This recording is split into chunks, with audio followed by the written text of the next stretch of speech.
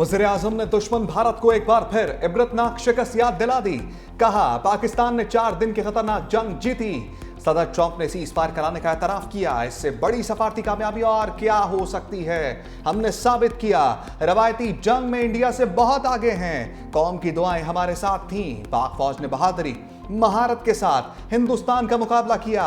फजाई अफवाज ने भी शानदार अंदाज में जुर्रत दिखाई। चीन के साथ CPAC-2 के लिए राब्ते में हैं। अमरीका के साथ ताल्लुकात को इस्तवार कर रहे हैं। वज़ीर-ए-आज़म ने मुआशी फतूहात का क्रेडिट टीम वर्क को दिया। मोदी अपनी ही पार्लियामेंट में शर्मिंदा। राहुल गांधी का खुलेआम चैलेंज। कहा कि जंगबंदी नहीं की, तैयारे नहीं गिरे तो कह दे ट्रंप ने झूठ बोला। अमरीकी सदर की जानिब से सरेंडर की बात आधे घंटे में मानी गई। प्रियंका गांधी ने पहलगाम वाक़े को सिक्योरिटी नाकामी करार दिया। वज़ीर दाखिला अमित शाह से इस्तीफे का मुतालबा। लोकसभा के रुकन अमरिंदर सिंह राजा ने पाक भारत जंग के दौरान भारत के लड़ाका तैयारे राफेल गिराने की तस्दीक भी कर दी। लोकसभा में तस्वीर भी लहरा दी। परिणीति शिंदे ने कहा कि ऑपरेशन सिंदूर भारतीय मीडिया पर तमाशे के सिवा कुछ नहीं था। बताएं कितने तैयारे तबाह हुए। कोई नहीं बता रहा कि इस ऑपरेशन में क्या हासिल हुआ।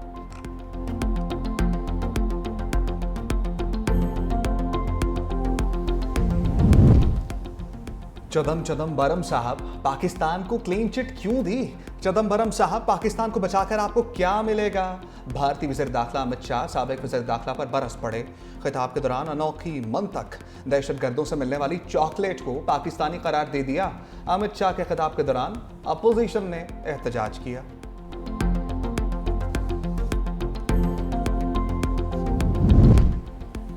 भारतीय हुकूमत को सिफारती सतह पर एक और बड़ा झटका। अमरीकी सदर ट्रंप ने खालिस्तान की हामी तंजीम सिख फॉर जस्टिस के रहनुमा गुरपतन सिंह को खत लिख दिया। अमरीकी सदर ट्रंप ने वाज़ेह किया कि मैं अपने शहरियों, अपनी कौम और अपने इक़्तिदार को सबसे पहले रखता हूँ। जब अमरीका महफूज होगा तभी दुनिया भी महफूज होगी। मैं अपने शहरियों के हकूक़ और सलामती के लिए लड़ना कभी नहीं छोड़ूंगा। सदर ट्रंप का खत ऐसे वक्त में सामने आया जब 17 अगस्त को वाशिंगटन में खालिस्तान तहरीक का रेफरेंडम होना है।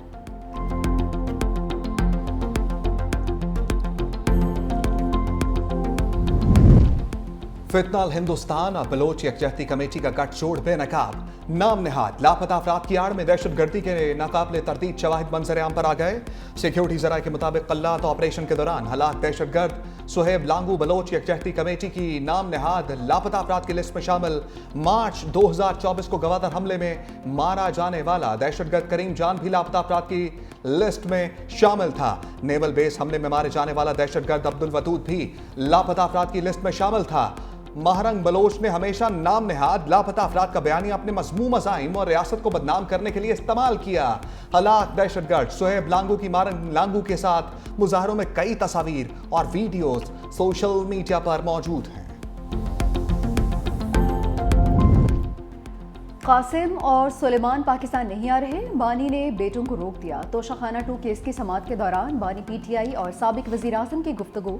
ज़राए के मुताबिक बानी PTI ने कहा कि कासिम और सुलेमान किसी एहतजाजी तहरीक में शरीक नहीं होंगे। एहतजाजी तहरीक पार्टी ने चलानी है।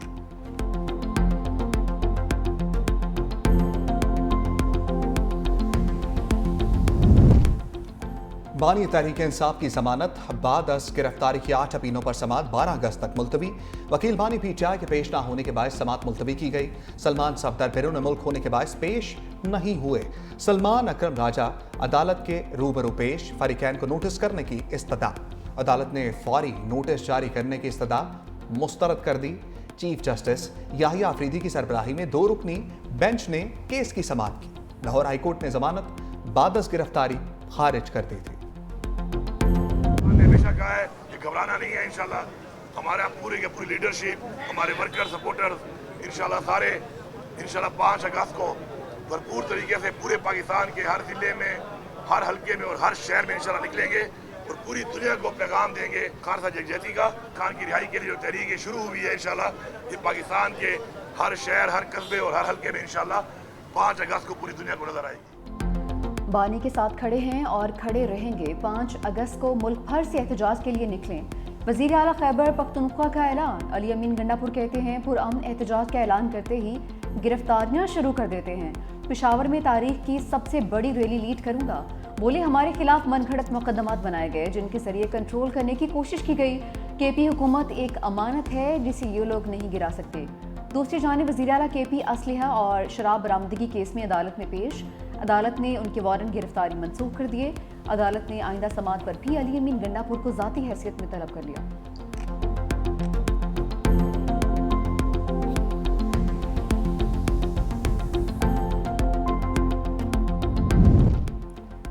जजेस अपना काम करें तो बानी पीचाई और बुशरा बीबी को जमानत मिल जाएगी। अली मखान की सुप्रीम कोर्ट के बाहर मीडिया से गुफ्तगू, कहा अगर इंसाफ देना होगा तो जमानत मिल जानी चाहिए। मुल्क में क्या हो रहा है इन लोगों को कोई फिक्र नहीं है, उन्हें सिर्फ ये पड़ी हुई है कि पीटीआई में क्या हो रहा है। चीनी के बहरान के बाद गंदम का बहरान आएगा, किसानों को इन्होंने डबो दिया है। पीटीआई तो पार्लियामेंट में भी अपोजिशन का किरदार अदा नहीं कर रहे।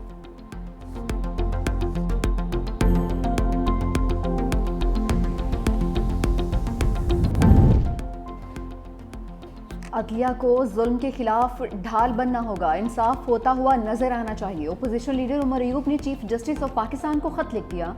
खत में 9 वाक़यात में हालिया सजाओं का जिक्र किया। पीटीआई रहनुमाओं की सजाएं और बतौर अरकान नाहली का मामला भी उठा दिया। 9 के मुकदमात इंसाफ के बजाय सियासी इंतकाम का शिकार हो चुके। मुल्क में आइन और आलमी कानून पामाल हो रहे हैं। सुप्रीम कोर्ट से नोटिस लेने का मुतालबा।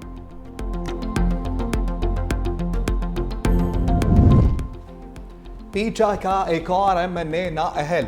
इलेक्शन कमीशन ने एनए 1 से अब्दुल लतीफ को नाअहल करार दे दिया। इलेक्शन कमीशन ने एनए 1 की नशिस्त खाली करार दे दी। इलेक्शन कमीशन ने आइन के आर्टिकल 63(1)(h) के तहत नाअहल करार दिया।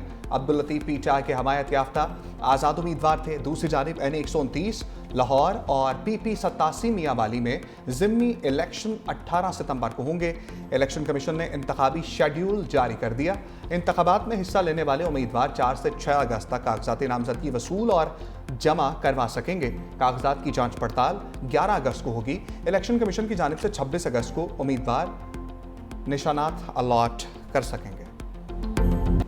पंजाब असम्बली प्रेस हॉल में अपोजिशन को धमकियां। Deputy opposition leader Moin Qureshi ने काम मकाम स्पीकर ज़हीर इकबाल को खत लिख दिया। चीफ सिक्योरिटी अफसर को गैर मुतल्लिका बंदे असम्बली में दाखिल होने पर मुअत्तल करने का मुतालबा। काम मकाम स्पीकर ज़हीर इकबाल का अपोजिशन अरकान को धमकियां देने वालों के खिलाफ कार्रवाई का ऐलान।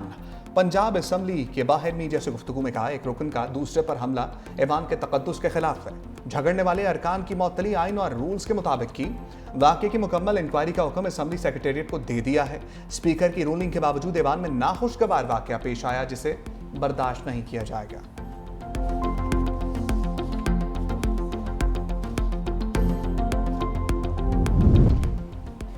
जमात इस्लामी का हक 2 मार्च। जमात इस्लामी और पंजाब हुकूमत का मुज़ाकरात का तीसरा दौर ख़त्म। अब तक मुज़ाकरात के 2 दौर मुकम्मल हो चुके। नायब अमीर जमात इस्लामी लियाकत बलोच कहते हैं लॉन्ग मार्च का मकसद बलूचिस्तान को उनका हक दिलवाना है। गवादर के मकीनों को बुनियादी अशिया ज़रूरियाँ दी जाएँ। बलूचिस्तान की आवाम लापता अफराद की बाजियाबी चाहते हैं। मौलाना हिदायत रहमान बलोच ने कहा कि आज सुबह से हमें मंसूरा में रोक रखा है। इस्लामाबाद जाना हमारा हक है, हम कल इस्लामाबाद के लिए ज़रूर जाएंगे।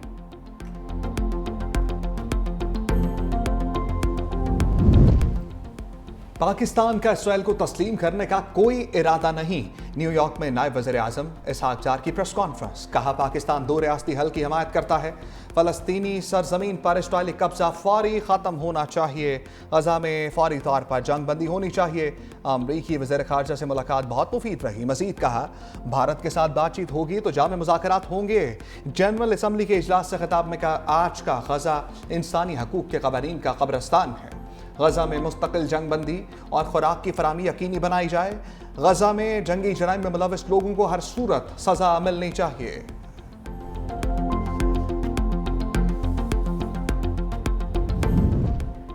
गज़ा में से होनी बर्बरियत से इंसानियत शर्मसार। सुबह से अब तक मजीद 62 फ़लस्तीनी मौत के आगोश में चले गए।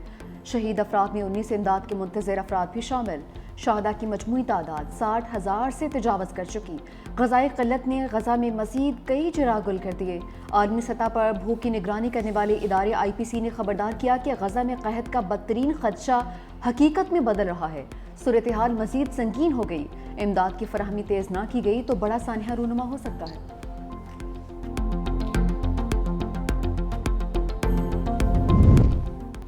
मुल्क के बलाई इलाकों में बारिशों से दरियाओं और नदी नालों में तुगयानी का अलर्ट जारी। दरियाओं में पानी के बहाव में इजाफे का खदशा पैदा हो गया। दरिया सिंध में तरबेला, कालाबाग और चश्मा के मुकाम पर निचले, जबकि गुड्डू बैराज पर दरमियाने दर्जे का सैलाब है। पंजाब में 30 से 31 जुलाई के दौरान दरिया चनाब और जहलम में निचले से दरमियाने दर्जे की सैलाबी सूरत-ए-हाल का खदशा है। दरिया रावी से मुल्हिका नदी नालों में भी तुगयानी का खदशा।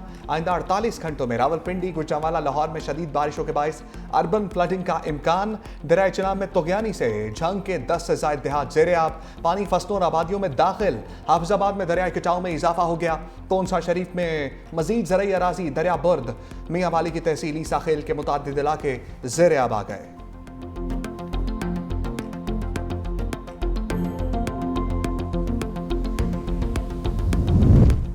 गिलगित बल्तिस्तान में शाहराह बाबूसर पर सैलाबी तबाहकारियां जारी। शाहराह बाबूसर टॉप यकतरफा ट्रैफिक के लिए बहाल। लापता सयाहों की तलाश का अमल तेज कर दिया गया। सूबाई हुकूमत के तर्जुमान फैजुल्ला का कहना है कि सैलाबी मलबे में निजी टीवी चैनल की एंकर पर्सन की गाड़ी भी बरामद हुई। थक, नियाट, बटुगा, थोर, खनर, तानगीर और खुम्बर में इमदादी कार्रवाइयाँ जारी हैं। पानी और बिजली की फराहमी के लिए भी इकदाम उठाए जा रहे हैं। गांजे, बलन, स्तोर, गिलगित और गजर में भी रेस्क्यू ऑपरेशन तेज कर दिया गया। तर्जुमान जीबी हुकूमत फैजुल्ला फराह कहते हैं कि सैलाब मुतासरीन की बहाली तक चैन से नहीं बैठेंगे।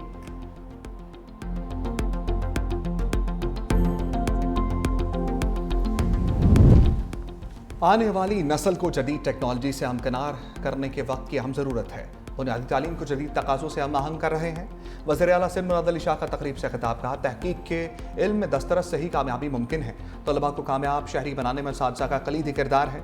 वज़ीर आला सिंध मुराद अली शाह से किर्गिस्तान के नायब वज़ीर आज़म के वफ़द के हमरा मुलाकात। कराची मुलाकात में दो तरफ़ा ताल्लुकात और तिजारत के फ़रोग़ पर तबादला ख्याल। कहा, पाकिस्तानी बच्चों का किर्गिस्तान में तहफ़्फ़ुज़ और अच्छा माहौल मिलना चाहिए। चंद मसाइल की वजह से हमारे बच्चों को परेशानी का सामना है।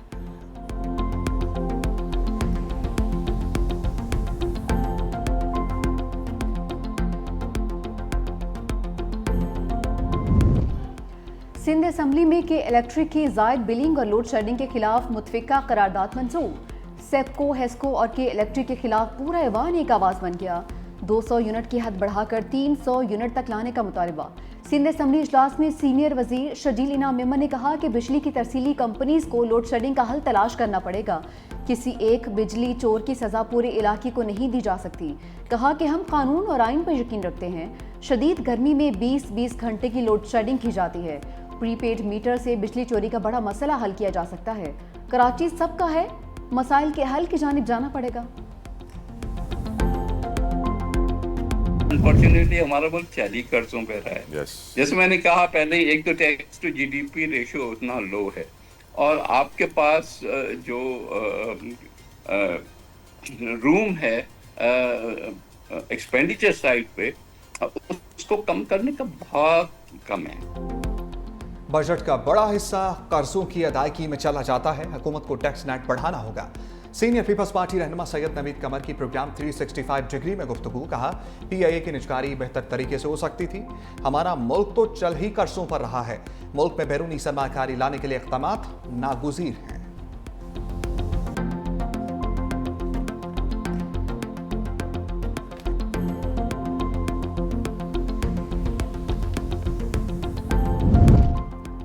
कराची में इलेक्ट्रिक व्हीकल्स का फ़रोग चाहते हैं। EV स्टेशंस के लिए कुछ जगह मुख्तस कर रहे हैं।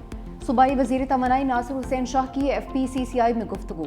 कहा, सनती एरियाज में 5 अरब से इंफ्रास्ट्रक्चर मंसूबों पर काम जारी है। सिंध में सोलराइजेशन को फ़रोग दिया जा रहा है।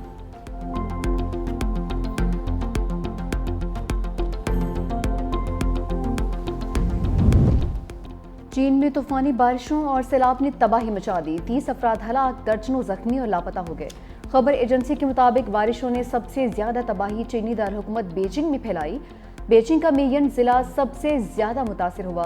बारिशों और सैलाब के बायस मुतादिद सड़कें तबाह। 130 से ज्यादा देहातों की बिजली भी मुअत्तल हो गई। चीनी हुकाम ने बताया कि अब तक 80,000 से ज्यादा अफराद को मुतासरा इलाकों से रेस्क्यू करके महफूज मकामात पर मुंतकिल किया जा चुका है।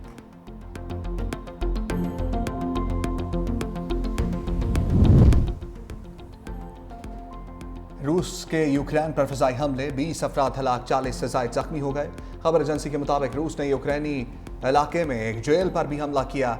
ज्यादातर हलाकतें जेल पर हमले के नतीजे में हुई। यूक्रेनी हुकाम ने बताया कि हमलों में मकानात और अस्पताल की इमारत को नुकसान पहुंचा है। उधर रूस पर यूक्रेनी ड्रोन हमलों में एक रूसी शहरी हलाक हो गया है।